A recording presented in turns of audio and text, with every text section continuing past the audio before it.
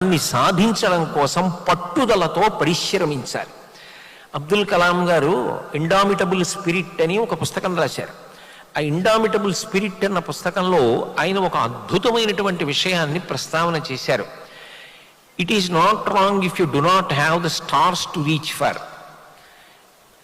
It is equally not wrong if you fail in reaching the stars which you have aimed for.